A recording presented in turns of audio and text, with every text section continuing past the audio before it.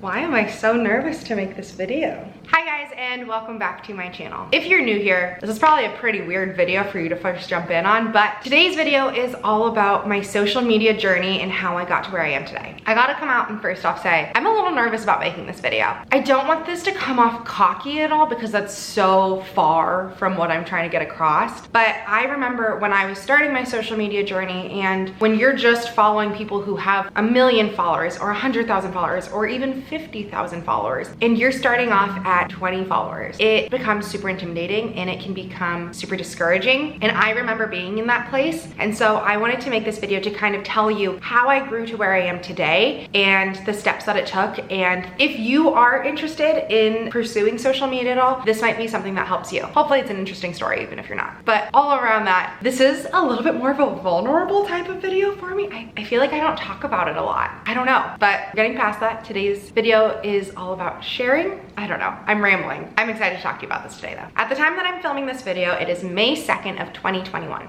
I am currently about to hit 18,000 subscribers on YouTube, and I have just over 6,000 followers on Instagram. Those are really the only two platforms I use, and so that's all that's really important in today's video. Let's rewind the clocks back to 2017. I had just graduated college 6 months before, and I suddenly had all of this free time on my hands that I didn't know what to do with. When you're in college, you constantly have this like overhanging responsibility to study for your tests and get papers done that are gonna be due in a few weeks. There's always something you could be doing that you would have to do later. And then I started my full-time job and I was working a 9 to 5, and it was very much once my work hours were over, I was done. And I'd never been in that situation before where all of my free time after hours, I didn't have anything to do. In college, I always had a second job, or I was always spending my time outside of classes preparing for schoolwork to get ahead. There was always something to be done. And starting my full-time job, I didn't have anything. I had always been into making videos. For as long as I can remember, I've always made videos. Me and my best friend Anu grew up as two little theater kid peas in a pod, and we always made little home videos that we made our families watch. Mom, I'm so sorry. It was just our favorite thing to do.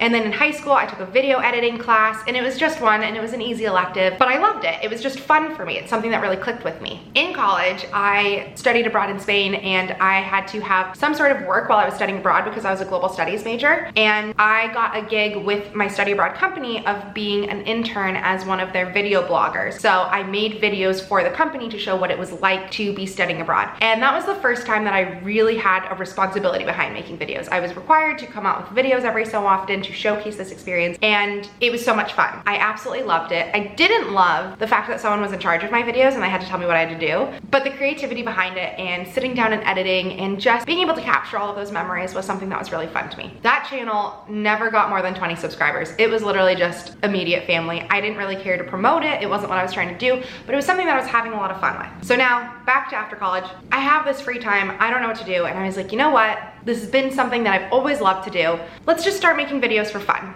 At the time, I had moved into my first studio apartment, and I was trying to figure out, how does a normal person live in a studio?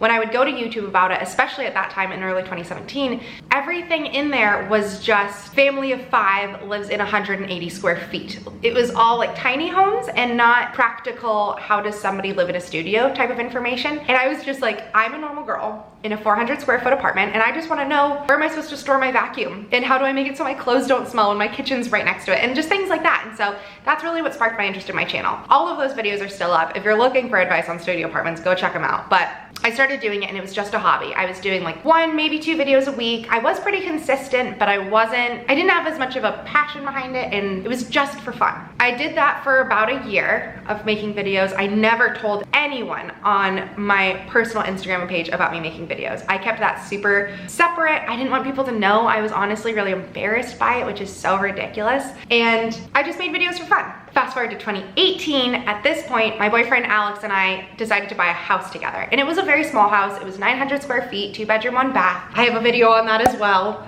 But all of a sudden I wasn't living in a studio, and I was like, do I just stop doing my channel altogether? And I was like, no, I'm enjoying doing it. I think at the time I had like maybe 1,000 subscribers, like between 700 and 1,000. And I moved into this house and decided I did want to keep up my video, and I would just make it about small space living at this point. I'm not gonna be in a studio, but it is a small house, and I was enjoying doing it and I wanted to keep it up. I kept making videos, again, not really gaining any traction. I think I just didn't really have as much of a drive behind it because it was just for fun and it wasn't something that I really saw going anywhere, but I was enjoying it and so I just did it for fun. I think in this time of my life, I also kind of lost my niche and I didn't really know exactly what I was doing. So I tried to do a bunch of videos that were like on topic trends and those just never did well. It wasn't my brand and I was trying to fit a square peg into a round hole and it wasn't clicking and I coasted, but I didn't grow that much at that time. Now this is where the big catalyst hit. My boyfriend got a job opportunity to move us up to Chicago and I was all for it. We're gonna be moving to Chicago. We'd never been here before, literally never even stepped outside of the airport of Chicago, and I had to leave my full-time job. I'd been working a full-time job, but I couldn't work remote in that position, and so I had to quit to be able to move with him. I decided at this time, if there's ever a time for me to really give it the good old college try and put my all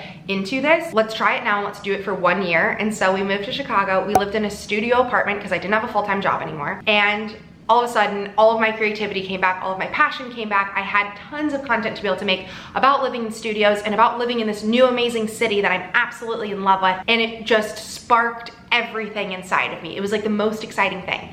At this time, I had about 1,000 subscribers on YouTube. And I remember it was like a month after we moved into our apartment that I suddenly had more subscribers than I had Instagram followers, and it was close. I think I had like 1,100 Instagram followers just from like friends and family from college, but then I had like 1,200 YouTube subscribers, and I was like, dang it, I still haven't told anybody on my Instagram that I have a YouTube channel because I've been so ashamed, and I was like, it's time to pull the trigger. It was the scariest thing I'd ever done, and I know if any of you are starting a channel, I know how scary it is to put yourself out there and tell people that you're doing this, but you're only gonna be met with like open arms and support. And if you have one person out of 100 people who rolls their eyes at you, then that one person isn't really your friend at the end of the day either. Look at the other 99 people who are supporting you, and those are the people that you want in your life. So I told everybody about it, and I started kind of melding my two platforms together. I would talk about my YouTube channel on my Instagram page, and I would talk more about my Instagram page on my YouTube channel. And I started trying to make them connect a little bit more because before that they'd been completely separate. It was like the craziest time of my life looking back at it because I would wake up at 5 in the morning, teach English to kids online in China because I had to make income somehow. Then I would usually work from like 8 a.m. until around 11. Then I'd go walk dogs from like 11 to 3. Gotta make that money, honey. And then I'd come home at 3, keep working until Alex got home at like 6, and I'd just grind out as much YouTube content as I could and learn about it as much as I possibly could. That would be the end of my day, and I did it every single day for so long. And slowly my YouTube channel started growing. I cannot express this enough. It is such a slow roll to be able to build up a YouTube channel. It really is. But if it's something you love to do and it's something you really want to do, work at it and it will happen. It just can take so long, but don't get discouraged, just keep doing it. I had been doing YouTube at that point for almost 2 years and I only had 1,100 subs. And I'm posting every single week, usually 2, sometimes 3 times a week, and I only had 1,100 subs, but it can happen. I started at this point gaining a little bit of traction. I'd done a video that was my studio apartment tour, and that is still today my top producing video on my channel. I had done another video for my apartment complex that they'd showcased, and that one got me some good traction as well. So fast forward to about January of 2020, and I'm about at like 3,700, 4,000-ish subscribers, and that had been huge for me. I had grown just about 2 to 3 times in size in about 6 months. Still, that's not that many, and it can be really discouraging when you're trying to work with brands and stuff and you're watching videos from people who have 2 million and you're sitting there with 4,000, and that 4,000 took a whole lot of work for you to get to, but you just gotta keep being consistent.